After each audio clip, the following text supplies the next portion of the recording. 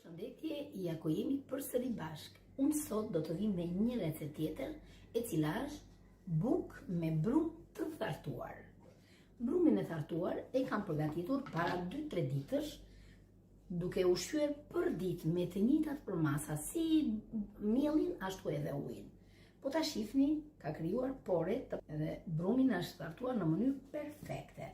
Do t'i vendosim të gjithë përbërësit që jena ku do e përgatisim brumin, por duke lënë pak brumë të thartuar për ta pasur për herë tjetër kur ne të përgatisim bukën. Këtë recetën e brumit të thartuar, pa diskutim që do e mostroj dhe do t'ja pasqyroj. Sot do ta përgatis me qumësh, gjalp edhe vaj ulliri. Përbërësit i kemi gati, fillojmë ta përgatisim recetën. Vendosim brumin e thartuar, një pjesë të mirë, duke lënë pak. Kaq mjafton.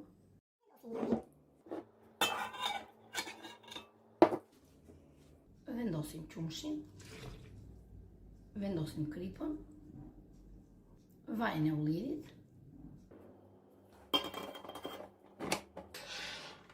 fillimisht do i punojmë pak avash që mos ta na përhapet pluri i miellit, sa të lidhet me përbërësit e tjerë.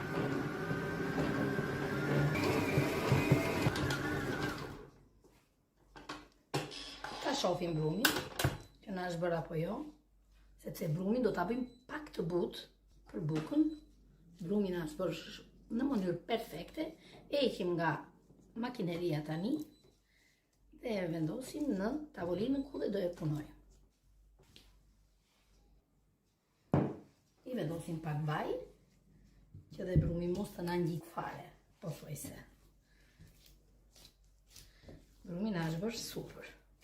Tani do të hapim pak brumin në këtë formë dhe do të vendosim gjalpin. I përhapim gjalpin në gjithë sipërfaqen e brumit. Do na dalë një bukë shumë e butë.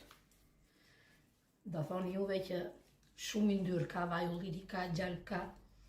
Faktikisht i kam të gjitha bio, edhe gjalpin e kam bio. Nuk e kam nga gjalpi i supermarketeve, apo qoftë edhe i baxhove, që bëhen në për baxho të ndryshme. Unë e kam thjesht, e kam marrë nga një mikesha ime në fshat. E kemi hapur dhe gjalpin, e vendosim të gjithë, mos na shkoj asnjë çik gjalp dëm, sepse kemi flori, është bio. Dhe tani e palosim.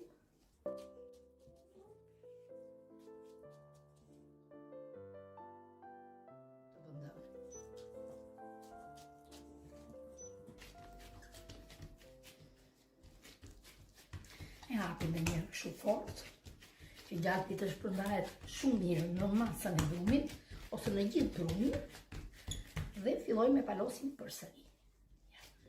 Shikoj si bëhet? Super fare.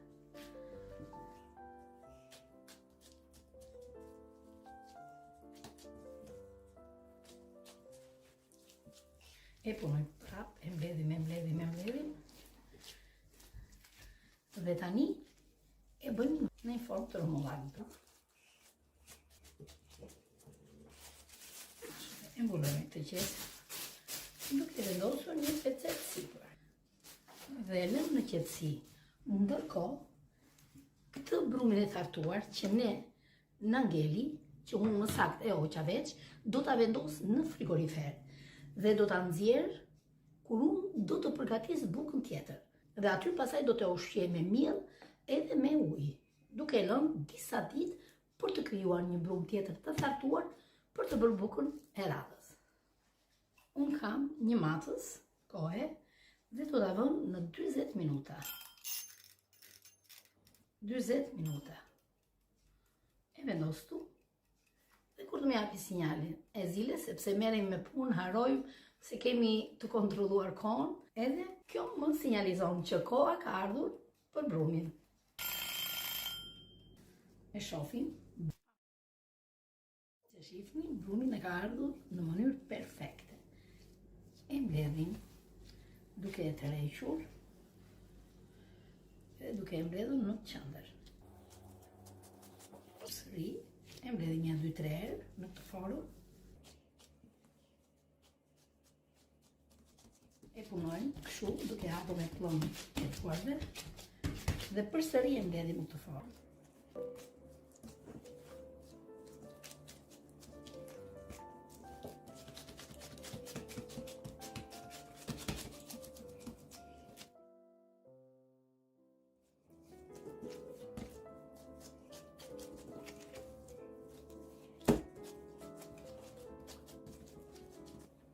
E ndajmë brumin në 2 pjesë të barabarta.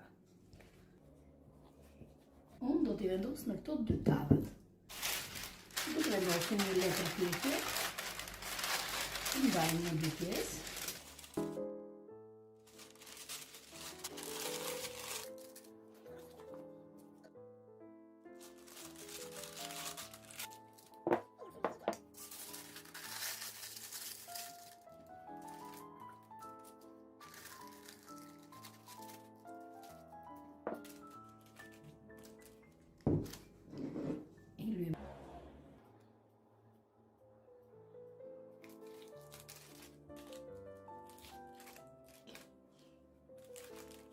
Brumin do ta lëmë në qetësi për 1 orë dhe më pas do e pjekim. E fillojmë me një pecet, i vendosim edhe orën, 1 orë.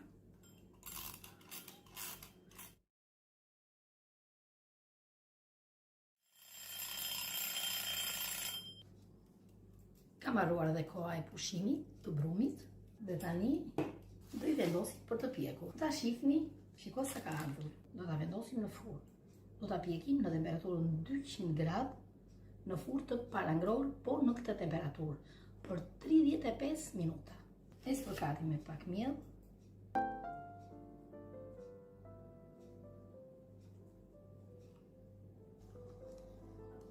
I vendosim në furrë.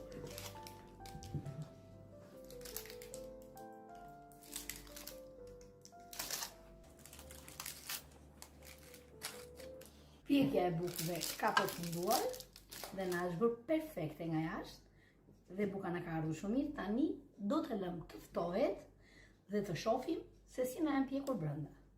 I nxjerrim nga forma dhe buka të kollojë më mirë.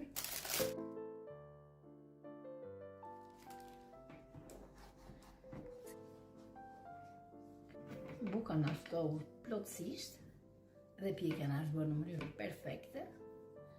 Tani ta shohim se si na është pjekur brenda.